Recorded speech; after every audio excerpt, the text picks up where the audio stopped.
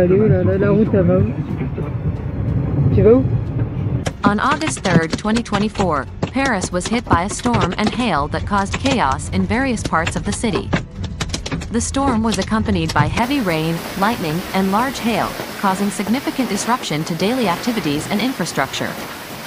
The French meteorological agency, Meteo France, has issued an orange alert for the Paris region and its surroundings, including Île-de-France. Residents and visitors are advised to remain vigilant and follow weather updates and take the necessary precautions to protect themselves from the severe weather conditions. Meanwhile, Paris is also facing a heat wave that has been going on for several days, with temperatures reaching over 25 degrees Celsius in some areas. These unstable weather conditions make the situation even more unpredictable. To cope with this situation, transport services in Paris have implemented a heat wave plan, including the provision of drinking water and fans to protect passengers and visitors to the Paris 2024 Olympic Games currently underway.